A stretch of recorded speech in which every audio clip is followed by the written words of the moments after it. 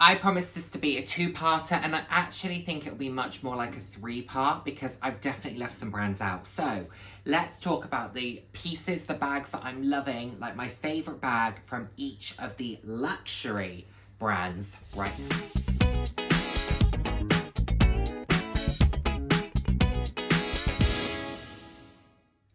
Hello, hello, hello, and the warmest of welcomes to today's video. For those of you who haven't seen my face before, hi, I'm Nick, glad to have you here. Those who have seen my face before, thank you so much for joining me again.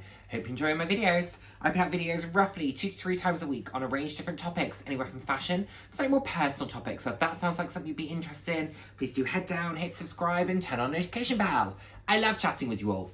I'm all about living life loud, and what that means to me is being your authentic self, being proud to be you, and just celebrating who you are. Celebrating yourself, and of course, celebrating others. So, let's have a quick chit-chat about the favourite bags I have from what would be considered to be some of the more sort of luxury brands. Now, I shared the kind of contemporary side of things, many of which I believe to be pretty luxurious, definitely designer, and I wanted to share maybe some that would be considered more on the luxury side of things. And as I said at the very start, I think this will be a three-parter because there are so many brands out there, and I know that I missed a few. I also know that I probably missed a couple of the more contemporary brands. So what I will probably do is a third part that will then be a mixture of some luxury and some more sort of contemporary designer. And then we'll see where we go from there. But let's get into this. We are going to do, Versace, Bottega, Prada, Burberry, Fendi. So let's talk it all through. Let's go for it. We are going to start with Versace, and my favourite bag from Versace at the moment is the Underwater Barocco La Medusa large tote bag. I love this because I love the colours. I think it is so vibrant. It is so Versace. It just screams Versace, partly because it has that emblazoned in pink across the front of it, but you've got the Medusa head, you've got Versace, you have the gold. I think anything that is in this kind of gold colour, you do automatically think Versace. I love the blue leather. I think it's gorgeous, the way they've brought in this kind of under the sea element to it all. Very, very pretty. Plus, I love this style of bag. I've been talking about wanting something a bit more book tote-esque. And I love this. I think it's fabulous. £1,480. It's eye-catching, it's fun, it's different. It's a great, great piece. So, loving this from Versace. The only thing I would say with this is, as much as I think it's a good price, I just have an inkling this will end up at the outlet, so I'm probably going to bide my time and see if it lands at Vista, because if it does, let's say it ends up at even 30% off, doesn't even have to be 50. If it ends up at 30% off, that brings it more to around £1,000. That's a bit more palatable. I could go for something this kind of garish for that kind of price point. For Gucci, I was stuck between two at Gucci, and they are the same bag, but they are in two different colours, and it is the Gucci Marmont medium shoulder bag, which I am loving. By the way, I have my black velvet Gucci Marmont, and I'm absolutely loving it, and I love it in this yellow fabric, which has white GGs running through it, and it has a sort of a slightly different style of chain, which I'm loving, but then I also adore it in the purple. I think they're both gorgeous. Now, I love the fact that the purple comes with more of a silver hardware, whereas the the yellow comes with much more of a light champagne gold. I think I prefer the silver hardware overall, although both make sense for the bags that they are on. Which would I say? 1,860. Which would I say? I think I'm going to go yellow in this instance. I love the purple. I think it's gorgeous. But I actually feel that the yellow would probably be slightly easier to style. Would that be true? I don't know. With my wardrobe, actually, the purple's probably easier to style, isn't it? I think objectively I prefer the yellow. I think for me, the purple would work better. I'm still a little bit stuck on that one, but I love this medium Marmont. I think it's great. Love the fact that the Marmont lives on. You know, a lot of people had a lot of negative opinions to share about the Marmont in recent years, but hey, the fact that they keep bringing it out in these new iterations demonstrates there continues to be a market for it, and good for it. Would I buy another one? Maybe. So probably a special edition. I've got my sort of one for the day, maybe a special edition I could do, but I would probably buy a Dionysus in a special edition over a Marmont, but who knows, let's see. Next up, Moschino, and I have talked about the fact that I really like the tiny bag. They've brought it out in this travel size in denim, and I absolutely love this. I think it is so cool. It is different, it is fun, it is edgy. It's just a really, really cool travel bag. Would be pretty durable, I think, given the material. The shape lends itself very well. It's got an interesting kind of closure with the buckle detailing. The strap looks to be comfortable. It's got that sort of additional leather piece on the top. I think that's leather piece on the top, which will add an element of comfort when it sits on your shoulder. This is really cool. This could be a great travel bag, but I also think that this could be like a larger day bag if you needed, just because of the style of it. It could work. It could work. So yes, I like this very much. This is very cool. £2,295. It's a lot of money, but I do think it's different. Now, all I would say is when you do look at the Jacquemus La Bambino travel bag, which is about £800, and the Mulberry Piccadilly, which is £1,700. Would I prefer this over one of those? I don't know that I would for the additional money, but I do think it's really cool, and I think that Moschino have done a great job with it, and it's one of the more interesting pieces that I've seen come out of Moschino for a while. So good to see. Plus, I love denim as a material for bags. I think it's a great, great material. So this is cool. Would it be something I would buy? Probably not. There are other things I would prefer, but I think it's a very cool piece. Now let's go to Chanel. And Chanel was a tough one because there's not that much in Chanel that I find that enthusing, that makes me that enthusiastic. Yeah, even when we were in Paris at Chanel, I actually found the whole process, there was an appointment that was very kindly set up by Amelia, and it was great to be in the environment and see the pieces, but then I found it all a little bit overwhelming with it was fairly busy in the store, it was quite loud, the lighting is quite bright, there's a lot of pieces. I found it a little bit overwhelming and a bit overstimulating, so I had to sort of excuse myself.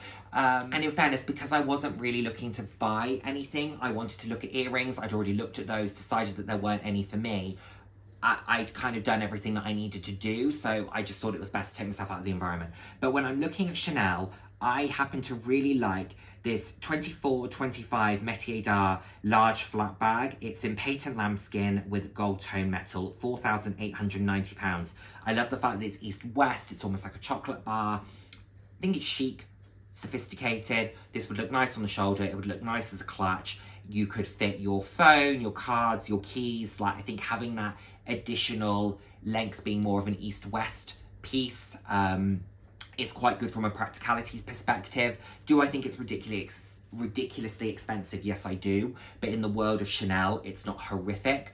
I do think this is a really lovely bag, and very chic and quite timeless, and could definitely see how this could be used and styled in a great way. As a little aside, something else that I'm loving from Chanel, it's not a current bag, hence why it's not on this list, but something I may be looking at myself on the pre-love market is a Gabrielle Hobo. I actually think they're really cool, so definitely thinking a little bit more about a Gabrielle, plus you can get them in some really cool combinations and a great deal, because they were never the most popular, and on the pre-love market they are certainly not the most popular, so watch this space for that.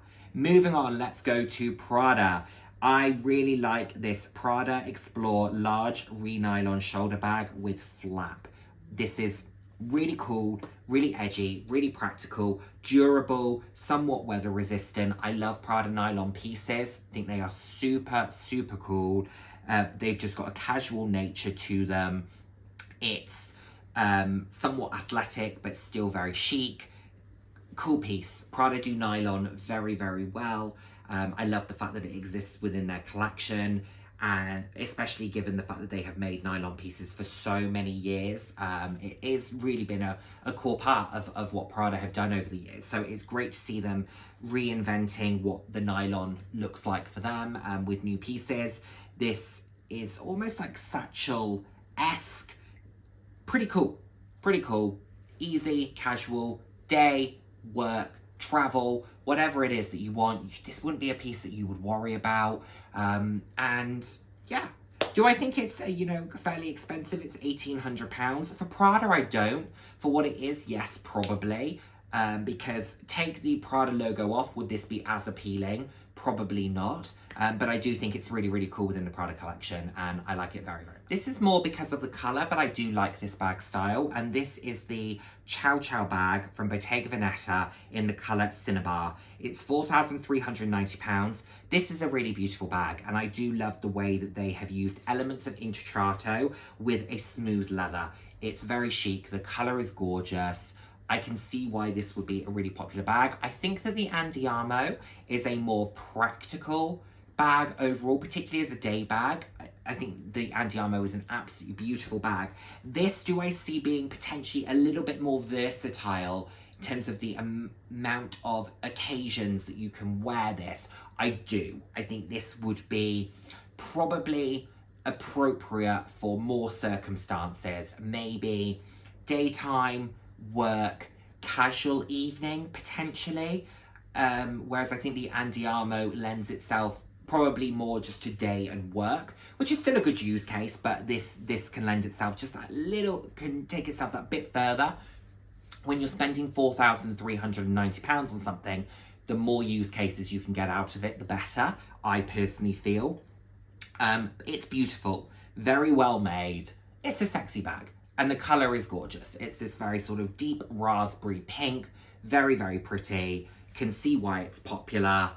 Nice bag. Similar vibe. This is stunning. This peekaboo soft large grey leather with a faded denim effect. This is beautiful. This is possibly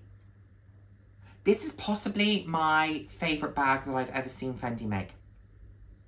Which is funny because Fendi make a lot of glitter, they make a lot of colour, pattern, print, a lot of things that you would probably say, but Nick, for your style, surely there are other things that you prefer. This I adore. I think this is neutral and classic in the most chic and sophisticated and timeless way, and I absolutely love it. It still feels interesting to me. It's neutral, but it feels interesting, and I love it. I absolutely love the silver hardware. I love the shade of grey, the tone of grey that they've gone for. I love the effect on the bag. Beautiful. Absolutely stunning. If I was looking to spend £4,400 on a bag, this would be absolutely the sort of thing I'd be looking to go for.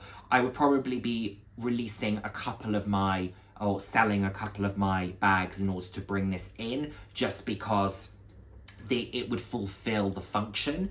But I think it's absolutely gorgeous. This is neutral for me, done so well. Stunning. Absolutely love and adore. Perfection from Fendi. Perfection. Now, Louis Vuitton is between two pieces for me, and it's interesting because one is from the Murakami collection and one is a very, very new piece. And I had a lot to say about the Murakami launch, so you might be surprised that I'm placing something from it on this list, but that is more because of the way that I feel Louis Vuitton handled it and the customer experience element of it, opposed to the pieces themselves. And the new piece, it's so versatile. I enjoy that about it. The LV by Takeshi Murakami Side Trunk MM in the white multicolour is piece number one that I love. I think it is absolutely gorgeous. I loved this when we were in London and Deb was picking up her Speedy 30. I saw this in the window. I loved it. This and the Carryall and the Speedy were probably the three standout pieces for me. I thought they were all fabulous, but I really love this. I think that the side trunk lends itself very, very well to the design. My only adjustment I would make is put silver hardware with it, but it does work, and I think this is a very, very nice bag. But £3,900, whilst aesthetically I adore it, there would certainly not be any way that I would spend 3,900 on that versus 4,400 for that Fendi. That Fendi for me would win all over just for its usability. But this is very, very cool. The second one that I really love is the Express GM, and this is a funny one because when we saw them in Paris, I actually preferred, I think, the small one aesthetically. However, thinking about it with doing this list, I can see why the GM would be just that bit more practical. I love the fact that it has the 2 strap options, love that it has the longer shoulder straps. The way that they have mixed the monogram with the black leather is great. I'm not a huge monogram fan, but the touches of the monogram work really, really nicely. It doesn't feel too ostentatious or too over branded. I think they've done a really nice job. This would be great for travel. This would be great for work. This would be great for day. Very, very versatile, very easy to use, chic. I could see so many ways to utilize this bag. To be fair, you could even, maybe with the smaller one a little bit more easily, but you could even tuck the straps in and have it as a big kind of slouchy clutch almost if you wanted to. Depends how daring you were feeling with your style, but I think there are a lot of ways to use this bag, and I do think it's a very, very nice piece. So down to the last 2, and I will definitely do another video because I haven't mentioned Valentino, I haven't mentioned Hermes, Vivienne Westwood, Jimmy Choo, Joseph Duclos, Delvaux. So there's definitely a lot of brands that I can get into. Dior, I haven't mentioned Dior. So yeah, there's definitely more for me to do here, but let's go to Goyard. And the piece that I love from Goyard is this Grand Hotel trunk bag. Just because I think I love the fact that this leans into one of the things that Goyard does so well, which is trunks. And I think that the handbag versions of travel pieces are really, really fun. They do some beautiful colours. I think I particularly love this green. I love the white, but I think I love the green a little bit more just because it's still classic for the brand whilst having a pop of colour, and it's a little bit of fun, and it feels quite in tune with the sort of heritage of Goyard. So I like that very much. The orange is nice, the blue, to be honest, I don't think you can really go wrong with the colours at Goyard.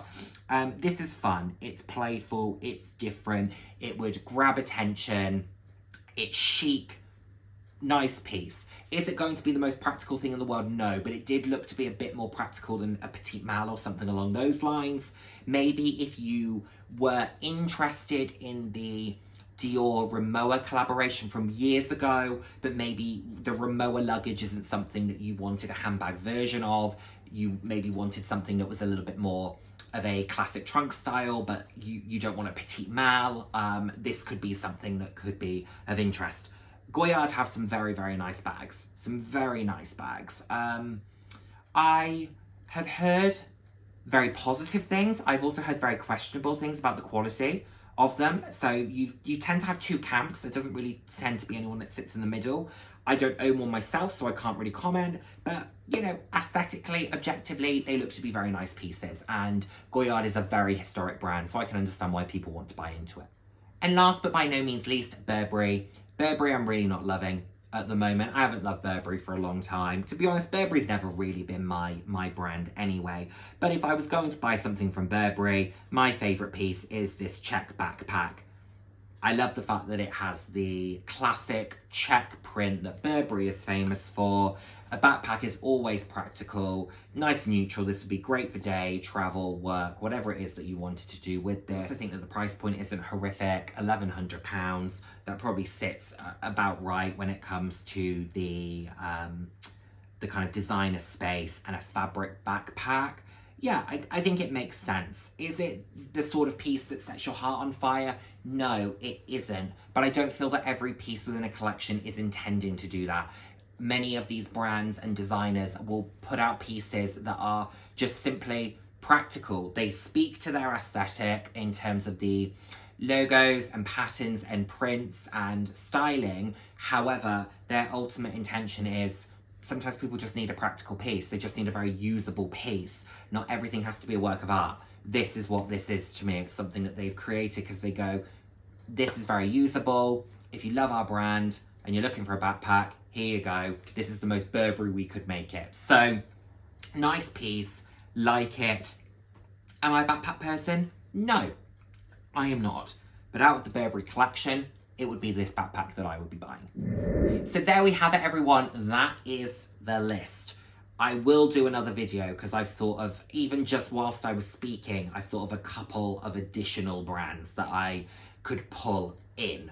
You know, MCM being an example. Do you know what I'm actually doing? I'm kind of going around Bicester Village in my head, and I know that that doesn't include all brands, but I'm going around Bicester Village and I'm thinking, you know, I've missed Kenzo, I have missed Dolce & Gabbana, I have missed, what else have I missed? There's quite a lot. MCM I've missed, like there's quite a lot. Marc Jacobs, Michael Kors. Yeah, there's definitely quite a few that I can go. So maybe the next video will be a little bit longer, maybe 15 brands, and I'll do a similar thing. Also, if you would be interested in knowing the bags that I dislike the most from these brands, also let me know that. I would be very, very interested. Thank you so much as always for watching. I look forward to seeing my next video. Take care, everyone. Bye now. Mwah.